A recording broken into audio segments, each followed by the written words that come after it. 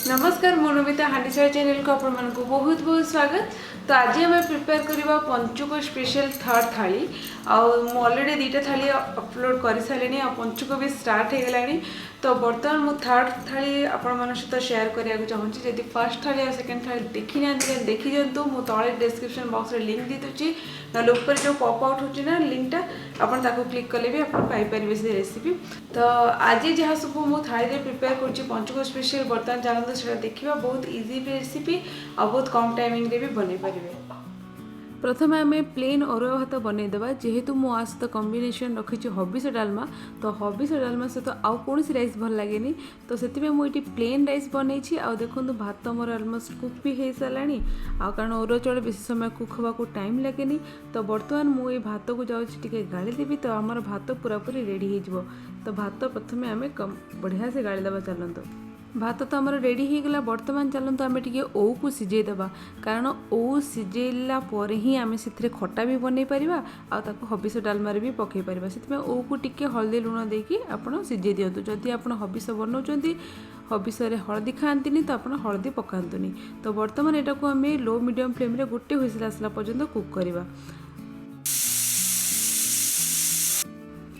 तो बर्तमान मु लिडटा ओपन करछि प्रेसरटा रिलीज हो सारा आप देखु ओटा आमर बढ़िया से सिझी जाइथिबो कहीं कहले मु ओ को टिके पतला पतला काटी देइथिली।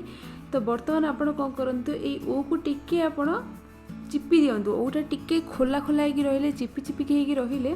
तो आपड़ जो खटारे ओ खटा माने ओ पकेबे से माने खटा जो मीठा अंशटा बढ़िया से सोक करिवो आपण डालमा रे भी जदि ओ पड़थिबो टिके टिके चिपी देथिबे देन सेटा बहुत खाया को भी भल लागिवो नहले माने पाटीटा बेसी खटा हो से टिके चिपी देले आपणकर खटा अंश टिके कमी जिवो। तो बर्तमान ओ खटा बनैया पे देखंतु मु एई सब सामग्री जोगाड़ करके रखिछि। प्रथमे तो हमर ओटा बॉईल करके रखि देछि आ एठी मु नेछि हमर नडिया। ये नड़िया माने मु गोटे छोट माने फाड़े नड़ियार अधा नड़िया मु छोट छोट काटिकी रखी। आप चाहिए स्किन भी काढ़ी पारे आप चाहिए नड़िया को कोरिकी भी यूज करें। ये मुझे स्वाद अनुसार गुड़ ये मु जीरा लंका गुंड नहीं हिंगु नहीं खटार हिंगु निहाती आवश्यक आठी मु करीपत्ता नहीं कि अदा छेचा नहीं आठी मु सुखिला लंका और जीरा नहीं। तो बर्तमान ये जो नड़िया खंड अच्छी ये नड़िया खंड रे मु अल्प टिके चाउल गुंड पकईदेवी आपड़ चाहिए बतुरीकी रखि चाउल भी पकई पारे। ये गोटे स्पून चाउल पकईकि यहाँ को भल भाव बाटिदेवा या फल आपणकर खटाटा टिके माने बहलिया हम आउ से कॉर्नफ्लोर कि मैदा गुंड पकड़ा पड़ोनी। यहाँ हूँ मो बोंगर रेसिपी कहीं कहले गाँव में आगे मैदा कॉर्नफ्लोर सब पकाती तो से चाउल नड़िया को बाटिकी पकड़ा द्वारा जो नड़ियार रस थाए सी भी आपणकर खटार ग्रेवी को थिक करदेव आ चाउल भी खटार ग्रेवी को थिक करने को हेल्प कर। तो बर्तमान यहाँ को आम टे बढ़िया से बाटिदेव अल्प पानी देकी मुझे टे बाटी देछि। तो बर्तमान देखो आमर नड़िया बटा रेडी हो गला आ खटार सब कौन कौन पड़ो सेटा भी सब जोगाड़ा जोगड़ी सरीगला। तो बर्तमान मु चलतु एबे एटा को खटा प्रिपरेशन आम स्टार्ट करवा। तो एथिरे मु टिके पकईदेली तेल आ रिफाइंड तेल रे आम बनैबा खटाटा से मु पकई दोछि आमर जीरा सुखिला लंका करीपत्ता आ अदा हिंगु भी टिके पकईदेवा। हिंगु पकई सारा पर बर्तमान यहाँ को जस्ट गोटे 10 सेकेंड पे भाजी दिंतु जहाँफल आपणकर करीपत्ता बढ़िया से फुटीज टिके आउ जो आमर अदा भी टिके भाजी हो बेसी भाजबेनि अल्प टिके। एबे आम कौन करबा एथिरे पकईदेवा आमर ओ पकेवा द्वारा आपन जो तड़कार फ्लेवरटा मस्त फ्लेवरटा आमर ओरे जीव। तो बर्तमान आम कौन करबा ओ को जस्ट गोटे 2 मिनट पे से तड़का सहित बढ़िया से भाजीदेवा। ओ को एबे भाजी सारा पर से मेन हूँ कषिबा कम कर जमी ओटा टिके कषा हम ये ओ कषा हम से आम पकईदेवा टिके लुण टिके हल्दी गुंड टिके लंका गुंड आउ पकईकी ताकू आम भल भाव में गोटे 2 मिनट पे बढ़िया से भाजीदेवा कषिला भाया टिके करदेवा।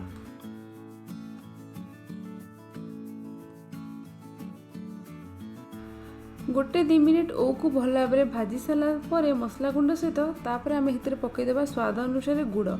तो मु गुड़ को बर्तमान ओ सहित भल भाव में गोले दूसरी आप चाहिए चीनी भी यूज करेंगे बट गुड़ पकेले बहुत भल। तो बर्तमान आम गुड़ को भी टिके ओ सहित भल भाव में भाजीदेवा।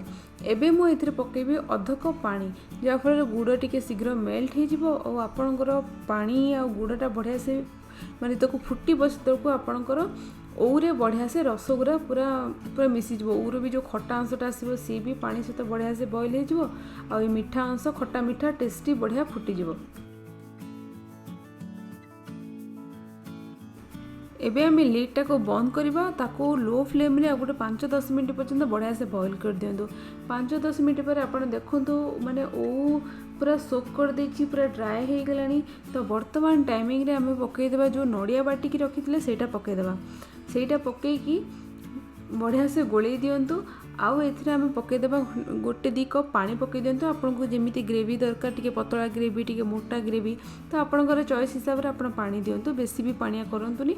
तो वर्तमान आम से कौन करवा कवर करदे ताको पूरा लो फ्लेम रे आउ 5-10 मिनट पर्यंत कुक करवा।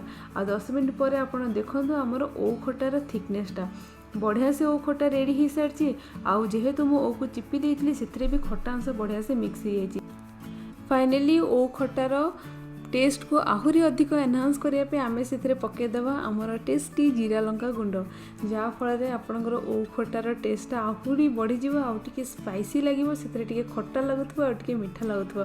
तो यही मिक्स माने 3 प्रकार खट्टा मीठा राग सबूर मिक्स रे बनी ओ खट्टा। तो बर्तमान ओ खट्टा फाइनली रेडी हो गला। एबे चलते आम प्रिपेयर करवा हबिस डालमा। हबिस डालमा करने प्रथम आम मुग को टी भाजवा पड़ो। मुझे मुग गोटे गोटे मुठा हिसाब से निए आम जेहेतु 2टा मनीष तो मु 4टा मुठा मुग नौची कारण ये डालमा को आम 2 बोली खाइबू। तो से मुझे 4 मुठा मुग नहीं गली आ मुग को आम कौन करवा जस्ट अल्प टिके भाजीदेवा जहाँफल आपंकर मुगटा बेसी पेस्ट भाया फिंटबनी टिके दाना दाना होकर रहिबो। तो मुग को आप लाइट ब्राउन कलर है पर्यंत आपको टिके भल भाव में भाजी दिंतु।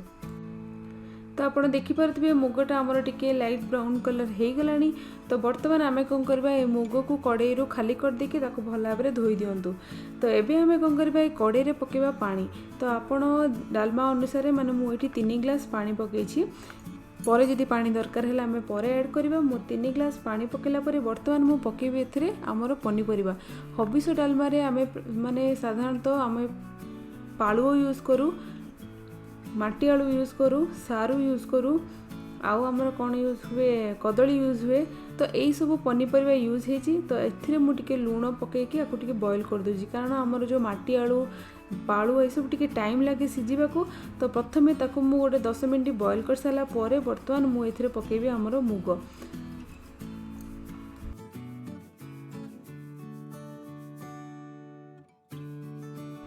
मुग पकई सारा आपड़ ये पनीपरिया मुग को माने बॉयल करूँ जमती कि आपंकर मुग पूरा 50% कुक हो पनीपरिया 75% 80% कुक हो। तापर आम कौन करवा लिडटा ओपन करवा। तो ओपन कलापर आप देखिपे मुगटा केमती टिके टिके खोली सारा माने फिंटी जाइए अल्प अल्प फिंटा स्टार्ट है पनीपरिया बढ़िया से सीझी जाइए ओवर कुक होनी। तो ये हूँ राइट टाइम आम से पकईदेवा ओ जदि आप आगुरी पकई था देन आपंकर पनीपरिया सीझा को टाइम लगी था मुग सीझा को टाइम लगी था से अल्प टिके सीझी सारापर पनीपरिया मुग आम से ओ पकईवा। आउ ओ पकईवा सहित आम से कौन पकईवा जानते से हूँ नड़िया। ये नड़िया ओ आमर पालुओ माटी आलू आ कदली सारू यहाँ हूँ मेन इनग्रेडिएंट। आउ एबे मु एथिरे पकईदेली टिके गुड़ आ मधुरता पाई गुड़ भी पकाती डालमा रे टिके गुड़ पड़े पूजा पर्व दिन। तो गुड़ पकई सारा आमर सब इनग्रेडिएंट बर्तमान पड़गला। तो मुझे भल भाव में गोल देवी। एबे आपको मु कौन करी कवर करके लो मीडियम फ्लेम रे आउ 10 मिनट पर्यंत कुक करी जमती कि आमर ओटा बढ़िया से डालमा सहित फिंटीज आउ आमर जो नड़िया अच्छे नड़िया भी डालमा सहित भल भाव में मिक्स हो। तो बर्तमान आम कौन करवा एबे 10 मिनट पर मु लिडटा को ओपन करुँची। तो एबे आपण देखंतु हमरो डालमाटा बहुत बढ़िया से कुक हो साराणी खाली बघारिबा बाकी अच्छी। आ देखंतु डालमार थिकनेसटा भी देखंतु आ पनीपरिया भी बढ़िया से दाना दाना होकर सीझिकी अच्छी। तो बर्तमान आम जो तड़का दबा मुझे कड़े रे तड़का दूची आ टिके घी पकई दूची अल्प टिके घी पकईला से आम पकईदेवा आमर सुखिला लंका और बढ़िया से जीरा पकईदेवा। तो ये सुखिला लंका जीरा को जस्ट गोटे आप 10 सेकेंड पर्यंत भल भाव में भाजी दिंतु। तापर आप कौन करूँ से सांगे सांगे पकई दिंतु आपंकर सीझेकी रखिथिबा डालमा को।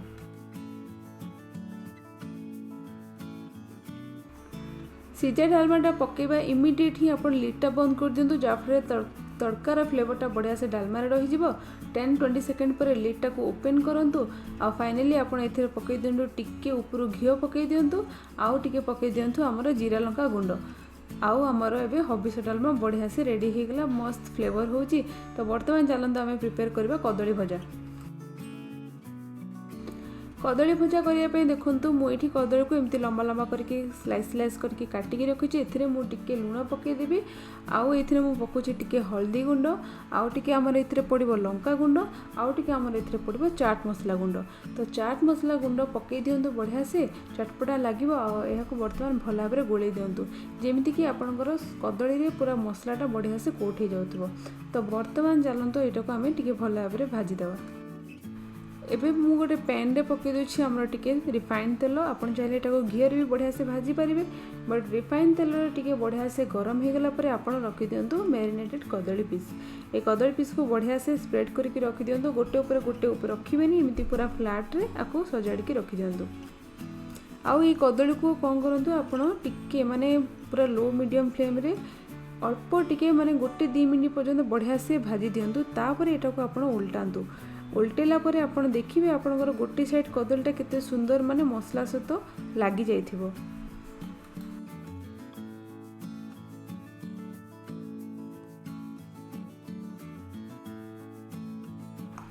कदली जितल को आपन देखिए 50% आपन कुक हो जाए कदली तो बेसी टाइम लगे कुक हाँपे जितल को देखिए 50% यहाँ कुक हो गलानी से आपन कौन करेंगे कदली को आहरी टिके क्रिस्पी करने आहरी टिके क्रंचीनेस आने से ऊपर आपन टिके कौन करते चाउल गुंड स्प्रिंकल कर दिंतु खाली माने कदली को कोट कला भाया बेसी पकेबेनी कोट कला भाया आपको टिके स्प्रिंकल कर दिंतु। चाउल गुंडटा बढ़िया से कोट कर सारा पर आपन ताको उल्टे दियंतु उल्टे सारा पर तार बैक साइड को एगेन टिके चाउल गुंड स्प्रिंकल कर दियंतु जहाँ फल तार दीटा साइड रे चाउल गुंड बढ़िया से कोट हो टिके बढ़िया से क्रिस्पी लगिवो।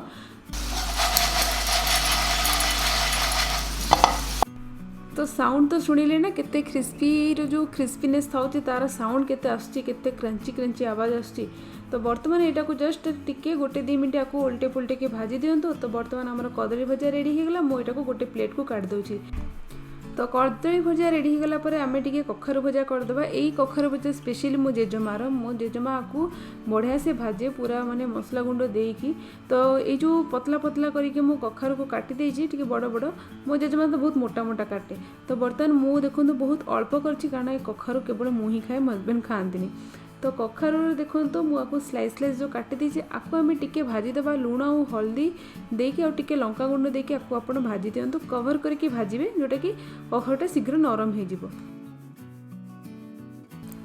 कवर करके यहाँ को जस्ट गोटे लो मीडियम फ्लेम रे 2-3 मिनिट्स पर्यंत कुक करंतु। 2 मिनिट्स पर आम लिड ओपन करबा आ आपण देखंतु कखारुटा केते माने नरम देखा जाउची आउ टिके लाइट ब्राउन कलर भी देखा गलानी। तो बर्तमान कखारु को आपण केयरफुली टिके उल्टे दियंतु आउ मु एथिरे टिके तेल पकेइथिली काहेकि जे तेल न पकेले कारण बिल्कुल तेल पड़ नथिला कखारुटा शीघ्र लागी जाई थांदा सेते मु टिके तेल दे देछि। एबे हमर लास्ट फाइनली एथिरे पड़िबो जीरा लंका गुंड। ए जीरा लंका गुंड पड़ला परे कखारु जो मीठा अंशटा थाए ना सेटा कमी जिवो आ टिके स्पाइसी भी लागिवो। तो बहुत बढ़िया गोटे जीरा और लंकार बढ़िया फ्लेवर आसो। देखो मुझे एमती हले हले कि बढ़िया से माने आमर कोट कर दूची कखारु सहित। तो बर्तमान यहाँ को जीरा लंका गुंड पकई सारापर यहाँ आम लो मीडियम फ्लेम रे गोटे 3-4 मिनट पर्यंत उल्टे पुल्टे की कुक करदेबा जहाँफल दीटा साइड रू जीरा लंका गुंड बढ़िया से लगिज बढ़िया से क्रिस्पी हो। तो 2-3 मिनट आपको चलते भाजीदेवा तापर आप यार फाइनल लुक देखिए। 3-4 मिनट बढ़िया से देखो मु फ्राए करदेली उल्टे पुल्टे की बढ़िया देखा जाउची ना। आउ एबे आमे चलंतु एटा को भी गोटे प्लेट रे काढ़ी देबा। तो फाइनली आमे प्रिपेयर करबा हमर गोटे फ्रूट सैलेड फ्रूट आ दही वाला सैलेड प्रिपेयर करबा।